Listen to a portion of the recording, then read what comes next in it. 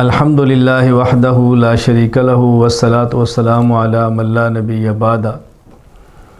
اللہ تعالیٰ نے خاص مکان بعض عبادات کے لیے رکھے ہیں، خاص اوقات بعض عبادات کے لیے رکھے ہیں۔ تو وہ اوقات جن میں عبادات اللہ نے رکھی ہیں ان میں ایک بہترین وقت اور بہترین زمانہ عشرہ ذی الحج ہے، یعنی ماہ ذو الحج کے پہلے 10 دن۔ احادیث مبارکہ میں ان دنوں میں عبادات کے بہت فضائل آئے ہیں۔ سنن ابی داؤد میں حدیث مبارک موجود ہے۔ حضرت عبداللہ بن عباس رضی اللہ عنہما فرماتے ہیں، رسول اکرم صلی اللہ علیہ وسلم نے ارشاد فرمایا، ما من ایام العمل الصالح فیہا احب الی اللہ من هذه الایام۔ اللہ تعالیٰ کے ہاں ان 10 ایام میں نیک عمل کرنا محبوب ترین عمل ہے۔ ان ایام سے زیادہ محبوب اور کوئی دن نہیں ہے جس میں اللہ تعالیٰ عمل صالح کو پسند فرماتے ہو۔ اسی طرح حدیث مبارک المعجم الکبیر للطبرانی میں موجود ہے۔ حضرت عبداللہ بن عباس رضی اللہ تعالیٰ عنہما فرماتے ہیں، رسول اکرم صلی اللہ علیہ وسلم نے فرمایا، ما من ایام اعظم عند اللہ ولا احب الی اللہ العمل الصالح فیہن من ایام العشر۔ عشرہ ذی الحج کے دنوں سے زیادہ کوئی دن اللہ کے ہاں بڑا اور محبوب نہیں اس میں اللہ نیک عمل کو پسند فرماتے ہوں، یعنی اللہ کے ہاں محبوب ترین اور عظیم ترین یہ دن ہیں۔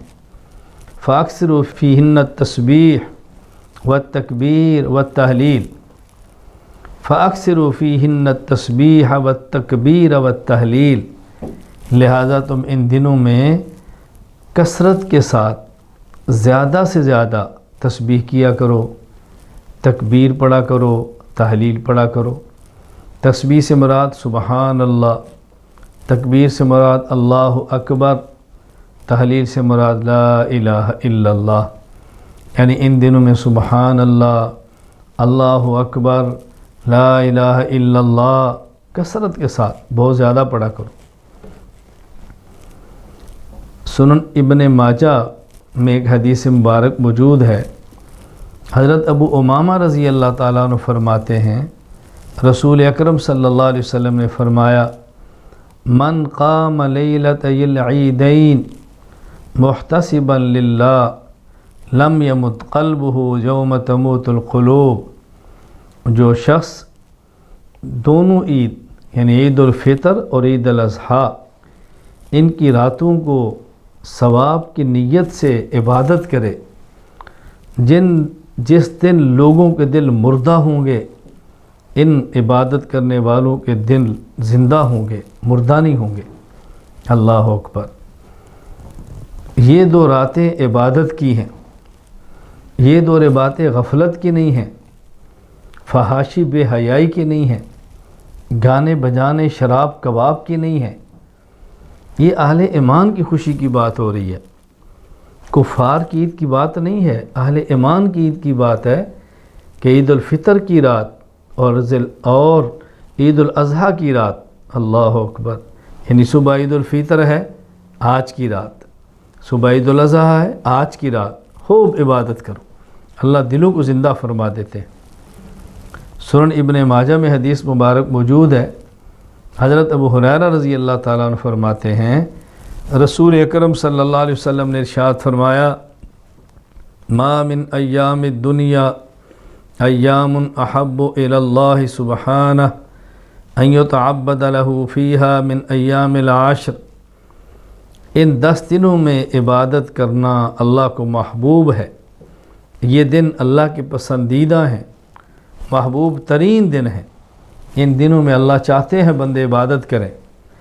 وَإِنَّ صِيَامَ يَوْمٍ فِيهَا لَيَعْدِلُ صِيَامَ سَنَةٍ وَلَيْلَةٍ فِيهَا بِلَيْلَةِ الْقَدْرِ۔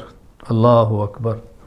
فرمایا وَإِنَّ صِيَامَ يَوْمٍ فِيهَا لَيَعْدِلُ صِيَامَ سَنَةٍ، ان دنوں میں ایک دن کا روزہ رکھنا 1 سال کے روزے کے اجر کے برابر ہے۔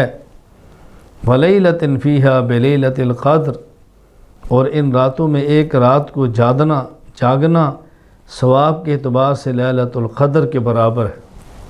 تو اللہ تعالیٰ نے ان ایام کو محبوب رکھا ہے، ہمیں ان ایام میں عبادت کرنے کو محبوب رکھنا چاہیے۔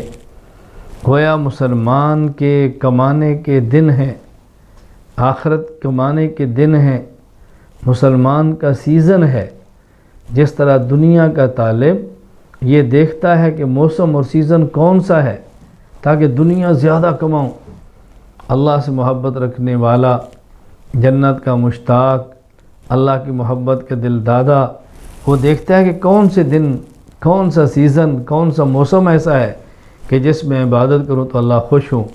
تو عشرہ ذی الحج عبادات میں گزاریں، ہم 9 روزے اس کا اہتمام کریں، رات کو عبادت کریں۔ سب سے آسان ترین عبادت یہ ہے عشاء کی نماز جماعت کے ساتھ پڑھیں اور سو جائیں، گانا نہ سنیں، غیبت نہ کریں، فضول بات نہ کریں، صبح اٹھ کے تہجد پڑھیں، فجر کی نماز جماعت سے پڑھ لیں، اللہ تعالیٰ پوری رات اجر اور ثواب کے اندر رکھ دیں گے۔ خواتین پر جماعت واجب نہیں ہے، وہ اکیلے نماز پڑھیں، گھر میں پڑھیں، لیکن اہتمام کے ساتھ پڑھیں۔ اللہ تعالیٰ ہم سب کو ان ایام کی قدر کرنے کی توفیق عطا فرمائے۔